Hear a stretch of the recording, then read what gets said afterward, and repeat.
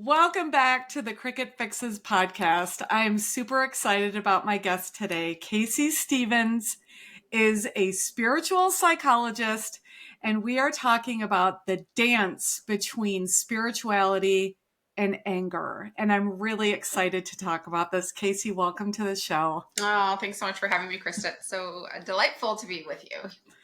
I think what caught my eye about you is the idea of a spiritual psychologist, right? So we're taking that traditional, like left brain thinking, but we're also blending it with this idea of spirituality. And I think there's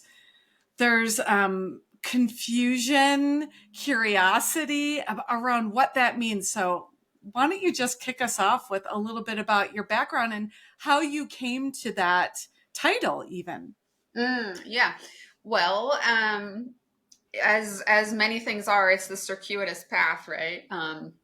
Certainly not the path I intended to take, or that I was on in any regard, but I really came through it through my own suffering and my own struggle and my own challenges, and seeking answers for those and trying to figure out what the heck was happening in my life, who the heck I was, and how to resolve that in a meaningful way. And so, much more about that story. And what it led me to really is this awareness of myself that I really was a seeker. And, when problems come up, what I recognized very clearly in my value system that I hadn't been conscious of before because I hadn't really been challenged in such a way, is just that how I organize myself around those problems, which is that I really am hungry and curious to find answers and to dive deep and to really find meaningful solutions, not just, solutions that are going to patch things up. I don't just want to kick the can. I really want to transform and understand. And again, I hadn't really known that until I was in a situation in my life where it was like, whoa, like I have some big choices to make here about who I am and how I operate in the world. And so that's what I did. I started kind of seeking first and foremost for my own healing and just, all of that. And then I was fortunate enough to find a therapist and a healer. So she was that combination. That she had this very mystical quality to herself. She was gifted intuitively. She was definitely, clinically trained, but she was also exploring all of kind of the mystical arts. She actually studied with Mary Lee. We had a connection as well. So it's sort of like going into this gamut of just like, how do you get deeper into the psyche and understand, meaning in this world and all of that. And so really my journey began getting healing with her. And then eventually, and this was, I just dove deep into that process, and I loved, some people dread therapy. I loved it. I looked so forward. I think I saw her at that time in my life a couple of times a week because there was some really cute stuff going on in my life. And it was my favorite hour that I spent, that week, or few hours, because I was going a couple of times. And I just was so hungry to go in, and I thought, this is the place that I can really feel held during this experience. And I really felt understood and known, and it just lit me up to go in. And although I was going through a dark period, it was like, wow, I can find some answers here. So loved it. Loved the way that she practiced. Of course, my career at that time was completely different. I didn't do this work whatsoever. And what emerged from that as well was that I realized I wanted to do this work and help other people heal. And so, eventually I walked in. Sorry, I keep getting pop-ups, so I'm trying to shut those down. So eventually I came into her office after, much exploration, because everything in my life was, in a tower moment, right? It was all being deconstructed. I was definitely in the underworld and trying to figure out just, who I am. And part of that was my career. I had to really figure out my purpose, right, in this world. world. And so eventually I just said, I think I want to do what you do. Of course, I want to do it in my own way, but I loved the way that she approached things that were kind of this blending of both the practical, right, and kind of this Western human, um, critical thinking side that was super valuable. And what kind of took it, over the top for me and made it really meaningful was the fact that I knew I wanted to explore this, though, in a more spiritual and esoteric way. And so, I love that. yeah, so that's what I did. So I kind of then found the pathway to do that and went back to school to, get my clinical degree, right? And then I also was just hungry and exploring different ancient practices and training under different people who were operating kind of in this world in a more mystical, subconscious, that type of thing way. And Yeah. so, yeah, I that's love that you had a therapist that could actually mirror to you the importance of that spiritual component. And for anyone out there listening, as you're having your spiritual awakening, I'm imagining this resonates with you too. And what keeps coming up for me, Casey, is this idea of like truly being seen. Like you said that, right? yeah. But when we have that spiritual awakening, part of that is so much deeper than, how we present in our human form. It really is this spiritual aspect to us that I call it the essence, the soul of who we are.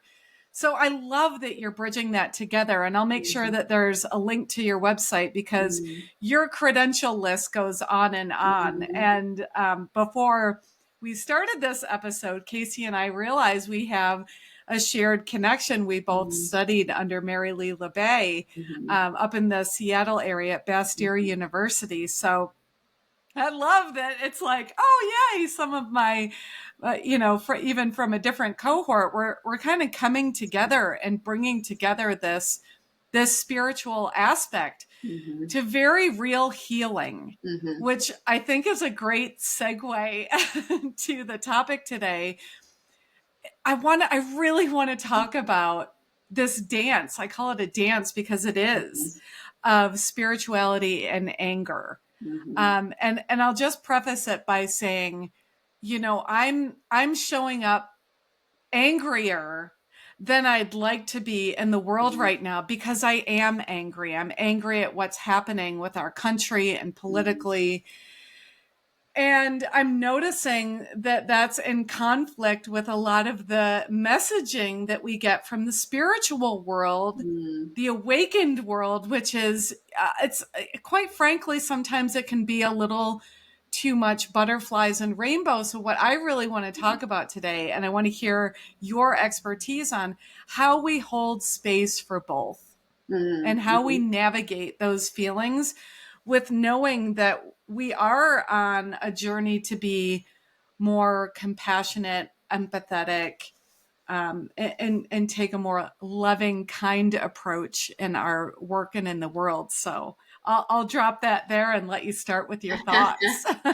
Yeah, well, I mean, what a fascinating intersection. And it's so true. I think there is definitely a sector of spirituality and healing where it's all just kind of love and light. And I think when we operate in that way, we are not really integrating the multidimensionality of the human experience, which is the absolute multitude, the whole spectrum. Like we are everything, right? We are every emotion. And if we can't integrate, then we're really probably bypassing or not going as deep as we probably should be around just our human experience and then how we integrate that into our spiritual selves. And so if we are too much in one realm and not comfortable venturing into the shadow material or into any of that kind of underworld of this dense matter that we could categorize anger as being, right?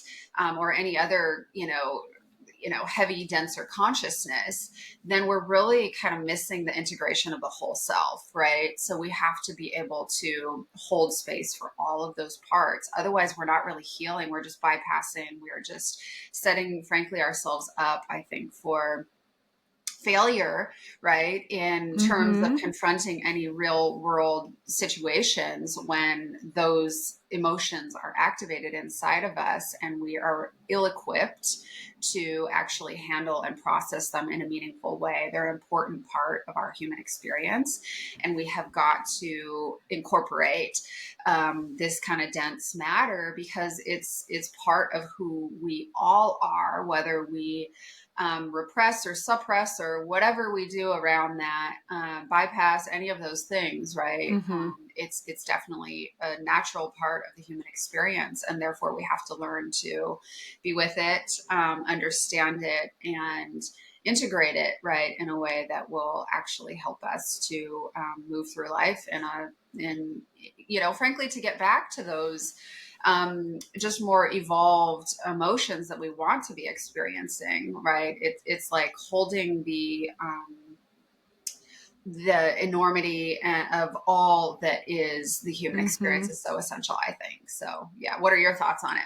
Yeah, I agree. What's coming up for me is this idea of first being aware of it, like aware when we are experiencing anger. I don't think many of us have been taught that, to be present and connect with ourselves. And then the next one is, how do we process it in a healthy way? Right? Like, how do we use that anger to actually fuel action versus it taking over? And then that last piece that you mentioned, the integration, I'm always fascinated by the word integration because, I think for a lot of folks, what does that mean to integrate our anger? Does that mean we're keeping it within? And so I want to talk a little bit more about that piece from the standpoint of those stages of, okay, the world's a scary place right now. And you have some people that are minimizing it and some people that are catastrophizing it, right? There's a real spectrum. And even that spectrum is making me angry. On both sides. That is making me angry because those two things are preventing action. I believe both extremes are. So let's start with that. Yeah, I mean, agreed. The way that I would approach any of that, right? Like whatever it is, I always see anything outside of us that's going on in the world or in our relationships or just anything that is outside of us. And it activates something inside of us. I think the wisest thing that any of us can do is really be curious about what that means about me, right? What is that highlighting? What is that activating? So instead of what so many people are doing, which I think is what you're referencing, is they get so stuck in the external or fixating or focusing on whatever the details are about that, which of course those matter, right? And that's valid and important to evaluate, right, inside yourself, and participate in. But I would always do that not by bypassing what's going on inside, right? So how do you turn whatever activation is happening inside of, and when I say activation, I mean, a common language might be a trigger, but it activates something inside of me. And, for all intents and purposes, we're talking about anger, right? So I'm feeling angry and I'm noticing I'm really angry. And that thing outside of me, that situation, that world view, that politic, that whatever it might be, that relationship, that dynamic is activating anger inside of me. And so the wisest thing I think any of us can do, and what a kind of a spiritual, psychology approach to that would be, is go within and identify what is this activating inside of me? What can I understand about myself that this is trying to express, that probably needs to be healed, that hasn't been tended to or processed enough? And how is this just a reflection? How is this just a mirror of what's going on inside of me, and that it's giving me data or information about my own self that is not integrated? And what integrated for me means is, how can we sit with that and be with it and include it as part of ourself, and not reject it, not push it away, not abandon it, not judge it, not, essentially not be with it fully. And so the integration is really not to just accept like, oh, okay, well, that's okay that that's there, but really, how do we understand that it's a part of us and that it's giving us information about who we are? And we can still have preferences about that. Preferences are valuable. It's okay, and essential, frankly, because our preferences highlight to us what our values are. And those are one of the most important components that we could ever evaluate, is like being conscious and clear about what our true virtues and values are. And those are our preferences. And hopefully we're all conscious of that. Right. And so that's important data. But usually people are not processing. If you haven't gone through this real self evaluation and become conscious of it, then usually unconsciously we're seeing things that are happening outside of us. We're getting triggered, and we're hyper focusing on the external rather than going inward and processing what internally that may mean for us. And what it means for us really is it's highlighting again what our conscious values may be. And so how then do we understand how all of that weaves together so that we can live in the world in a conscious way, and that we can be with whatever it is that's going on outside of us and not have it have power over us, but rather we have dominion over our own lives, and therefore we feel empowered no matter what circumstance we're in, whether we agree with it or don't agree with it. Then how can we be with it in a way that it doesn't have power over us? And so that's a very long-winded way that, you know, probably can be broken down much more, but that's what I would say about that. Oh, no, I was just going to say, wow, we got to the real nugget of it, and even in under 15 minutes. And, you know, what came up for me is this idea of like, oh, I had this aha moment. Like, I've always felt alone in the battle, right? And the battle, I put it in quotes because what is that? What is the battle? Which battle? But in this this fight for human rights, this fight for equality. I'm an Enneagram 8 for anyone who's studied that. We are definitely the challengers, the advocates. We want to see all people rise up. And I think that's what I'm struggling with right now is feeling alone in it, which I've often, like when you said that, I'm like, I've often felt alone in the fight. And I'm wanting to not feel separated. And I'm also not wanting to feel powerless, although I don't. I find it an important part of this conversation, right? Once we do dig in and find out, okay, well, where did this start? Where did this show up in my childhood? I do a lot of inner child healing work. So I always trace it back to childhood. But, you know, I generally lean toward feeling empowered. There's always something that I can do. But again, it goes back to this. I want more people to do it with me. Oh, I want to change it today. I want to, you know, I want to see people not live in fear. Right. You know, I think that's what I'm really struggling with. Is so many people are living in fear. Yeah. And the core of that for you, and this is going to be so psycho individual for all of us, right? Because we can be activated and angry and triggered, and we may presume, oh, okay, well, we're all just angry about the same thing. But the truth is at the core, what it activates for you, yes, your core values are highlighted there, which is beautiful to be conscious and aware of them. And it's actually really indicates, you know, your healing, that you do feel empowered versus disempowered around those. But what it highlights for you, and you can tell me if this resonates or not, but what it highlights for you really is that there is this core wound, and there's something that's probably making you, yes, angry about your values being, you know, opposed, etc. But that's not really what you're feeling disempowered about. What you're feeling disempowered is still the isolation or the loneliness that you feel. And so that is the root of where the anger is coming from, right? And then it builds, right, on as the values are revealed. But it really is highlighting that for you, that's kind of what the come from is. And again, this is how we're all so psycho individual, because somebody else could come at it and be angry for a totally different reason. And if you're not, and you're conscious enough, of course, that you know that, which is super valuable, because now when we know what it is that the source of our anger, our pain is, and that's a, very specific combination for you, well, now we're better able to approach life and ourselves and the circumstance in a way that it's like, okay, well, then I would know how to approach that, or I would know what I'm targeting when I am kind of walking in the world with this particular pain point or in these circumstances that I'm in right now. I would know how to approach that for me.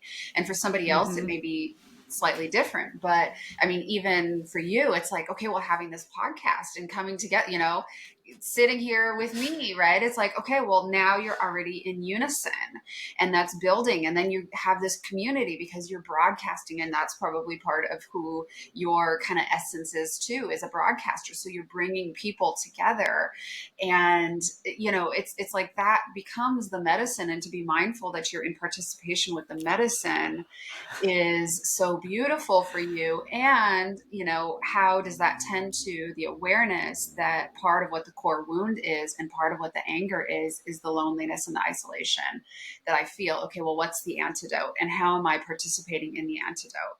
I love that. I just have to I want to put a big spotlight on that. What is the antidote? And you actually reflected it back to me, what I'm already doing, which is the podcast and the creating the community. So, and perhaps many more things as well, right? Yeah. I mean, I'm sure you are doing that. And as you know, right, this inner child stuff, like we will have twinges of that. Well, it's not like we ever heal and arrive at a place where it's done and gone, right? It's really, we have to be actively participating whenever our triggers or our activations come up, and our awareness around that. It's like, okay, well, how do I constantly, consciously tend to this so that, I am, the healer that I always needed.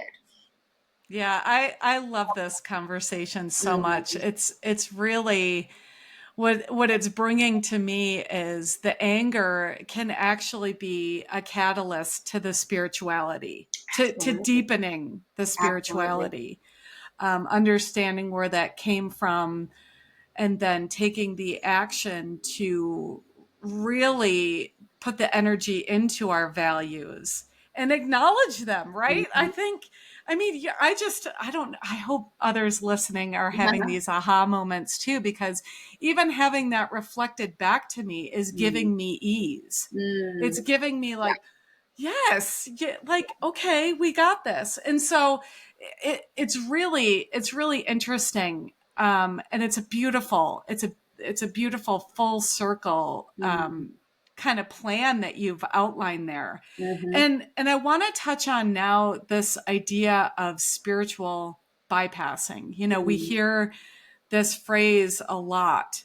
And to me, and I'd love to hear what you think about it, but to me, it's almost using the word spirituality or some of the words and phrases that come with that are often used to avoid really fully living a human experience. And as we're talking about here, how do we bring those components into our spiritual practice to actually deepen that? So I'd love your thoughts on spiritual bypassing and how that affects your clients. Yeah, I mean, it can affect anyone, right? I mean, I couldn't agree more that, and it perhaps cliche, but it's such a truism. Like, we only can meet other people as deeply as we meet ourselves. And it really is a truism. And an ethos that if you tap into it, you can see, right? Like, if we are not willing to expand into the shadow, into the underworld, into whatever that shadow material would be inside of us, the dense matter, then we really, like, it limits how expansive we can be into, quote unquote, the light, or into our consciousness, or whatever you want to call it. And so oftentimes in spirituality, right, that's where people want to live. It's like they want to reach this enlightenment, or this evolved, version of themselves that is of these elevated emotions. And yes, that's all true. I mean, wouldn't we all want to do that? If we're on that path. But in order to do that, we have to have, just like a true tree, a big, beautiful tree, any tree you can imagine, has to have roots as deep as it is tall, or else it could not hold all of that weight, all of that energy, all of that life. It could not hold it. And so if we want to expand into the higher realms, we have to be anchored in the depth, in the underworld. We have to really be equally uh, deep. Below, yeah, as above. Yeah, that makes Right. Yeah, so much exactly. sense. That makes It so much really is sense. true if you think about any, parallel that you could imagine in that realm, right? And so how does that apply to the spiritual bypassing? Well, if we just are focused on, what is above ground, if we're just focused on the light, if we are unwilling to examine that underworld or the shadow matter, then, and any kind of dense emotion, and so anger could be one of them, shame, I mean, just, you name kind of the denser emotions that are part of the human experience that we all have experienced. But if we deny that those experiences or emotions are happening inside of us, and we leave them unexamined, and we just kind of sweep them under the rug, or pretend they're not there, or repress them, or suppress them, or whatever we may do, to avoid, and they're uncomfortable, so we avoid them. That's the reason we do it, right? I mean, it makes a lot of sense that we would want to do that, and we're not able really to capture as much light when Mm. we are avoiding,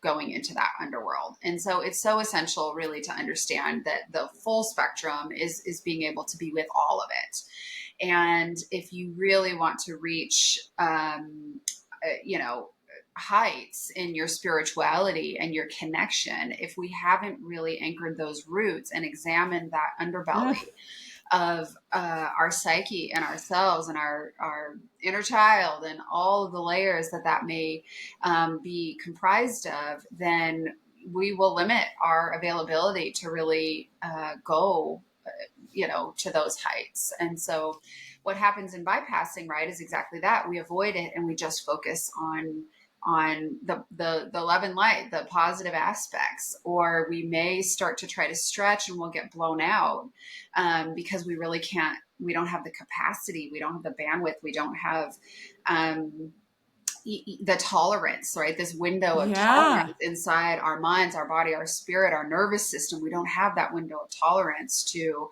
really transcend into the higher realms. And if we do, it can be dangerous, right? Because there is so much there that's not being anchored, and we need to be anchored.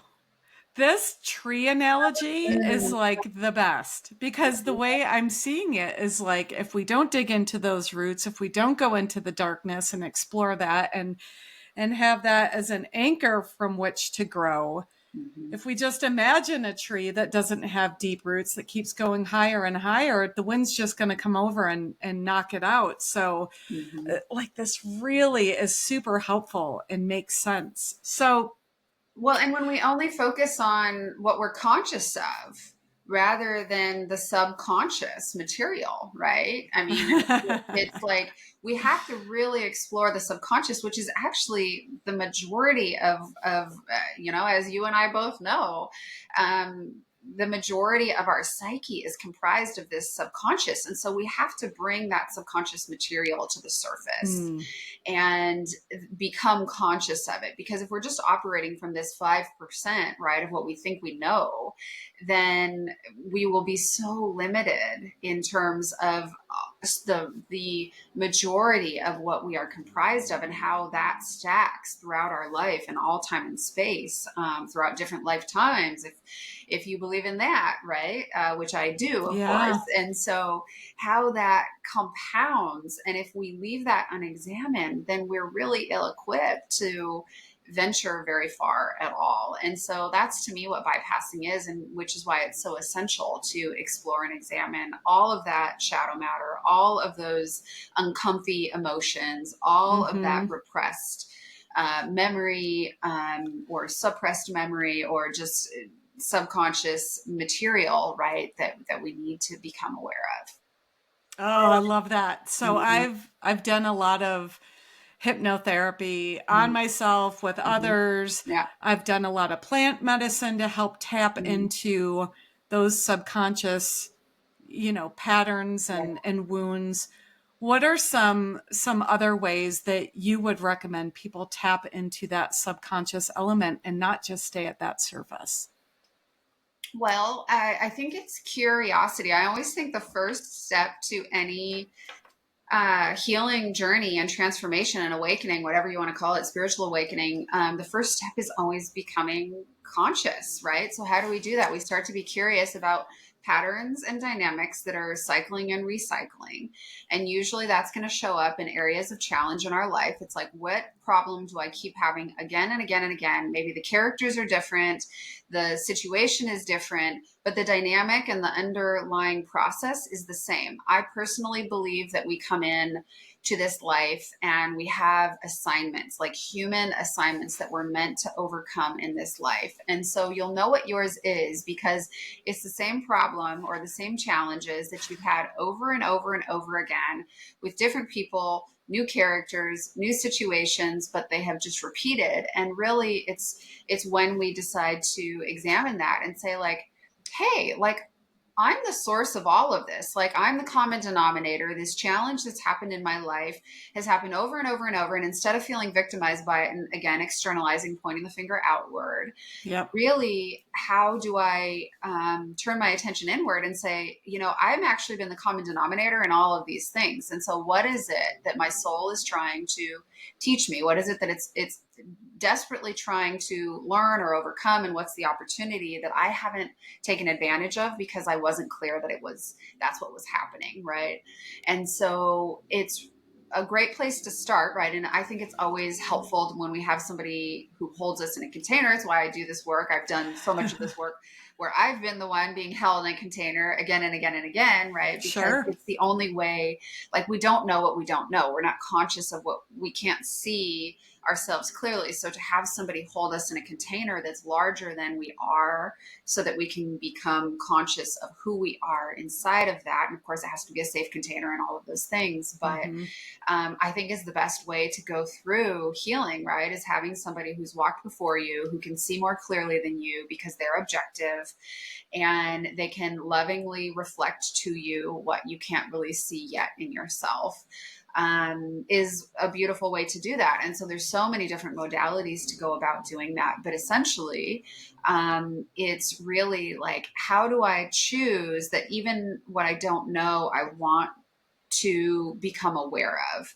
And so what's the container or the person or who's the healer or what's the modality that feels safest for me to do that, so that I can take on more awareness? Because that's always the first step to then expanding beyond the present experiences that we've been having, right? When you do what you did, you'll get what you got. And so you have to expand your consciousness more so that you can create a different future for yourself in the present, but also in your future, which is really venturing into the unknown. I love that you spoke to, finding that container, that modality that is safe, where you can get those reflections, but also of what's being called to you. And I think that's probably one of the most fascinating parts of my journey, was just being aware of the signs and messages that are showing up for you. Yeah. And how they come in the perfect time.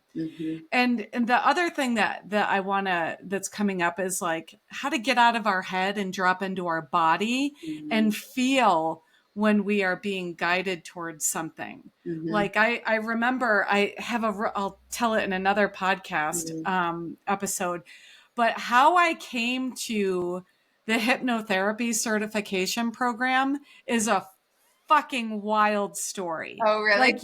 Like you can't make this up. But what I will never forget is how I felt when I picked up the pamphlet and read that I could become a certified hypnotherapist. Like it was just this like knowing. So Yeah. I love that you're talking about finding the modality that speaks to you, and they come in different stages. There's very gentle Yes. modalities like EFT and guided meditation, all the way up to, plant medicine that really pulls it out of you. Yeah. Yeah. But I'll make sure that I just kind of want to wrap up with this is I'll leave your contact information in the episode, because I think the work that you're doing, Casey, is so important, especially for people that are new or on their spiritual path, to have someone that can contain both the element of the soul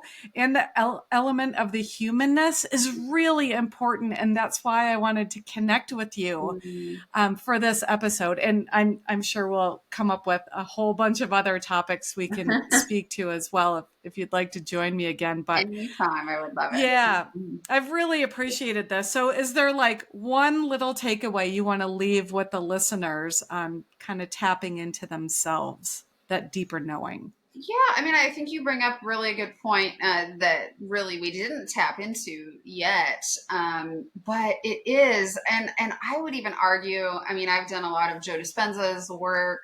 I love his work, and he really talks about it. Is these things they're not happening to you, and they're not even just happening for you, they're happening through you. And that really is where this assignment reveals, and all the layers of our being are connected, right? And so to not consider all levels, it's like, how is it coming through you? And so to your point, are you getting messages through the body? Are you getting, like, what layer is the information trying to come through? And usually, by the way, the densest layer is the body, because it is material, and so it's harder to translate into that level. But if it's coming through on the physical level, then you know that you've been ignoring many levels above that before it's really expressing in the body, and it's been trying to communicate to you probably on all those other levels, right? And so how do you learn? Because we don't want things to express, because when it's communicating on the body level, it's usually discomfort, pain, dis-ease. Yes. Being unwell in some way. And so if it's finally expressing on that level, that means that it's been trying, your soul has been trying to communicate to you on every other level, and you're ignoring it, you're avoiding it, you're not listening, you're not paying attention, you're not getting the message. And so finally it's landing in the body and making life difficult in that way. Right. And so wouldn't it be nice if we develop this relationship with all levels of our being, where we are in communication at all times with this, with the universe, right? But also with our soul, and listening to the assignments and the opportunities that are coming to us, so that we can exchange and communicate on that level. And really, that's so much of the work that, probably you and I both do.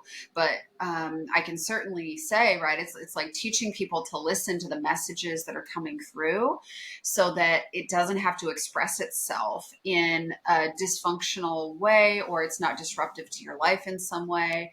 We want to learn to listen so that we can seize the opportunity that's being made, it's presenting itself to us, because really it's part of our assignment. It's part of what our soul is trying to participate in this life and overcome and master, right? I mean, the soul is always wanting to evolve and have this self-mastery or this self-actualization. And so when we can learn to listen and engage with life in kind of the subtle energy that's available to us, man, how does life get better? But also, how do we move through it in this very quantum way that, is this more elevated experience? And frankly, if you want to avoid, this is how you, if you don't want to feel the anger and you don't want to feel all these denser emotions, this is how you do it, right? It's not, this is how you live in this space more and more and more. And that becomes more of who you are and less of this density that you're experiencing or stuck in, right? I love that you're leaving us with the theme of assignments. I'm enjoying that, probably because my brain loves a to-do list. So I'm gonna pass on the assignment to everyone listening to just kind of tap in. I love the idea of really connecting all parts of our being, right? So the assignment is tune in. What are you feeling? What are you thinking? Where is it coming from? And how can you start to integrate those pieces? Casey, I want to thank you so much for being on the podcast. That was really helpful. My pleasure. Thanks for having me.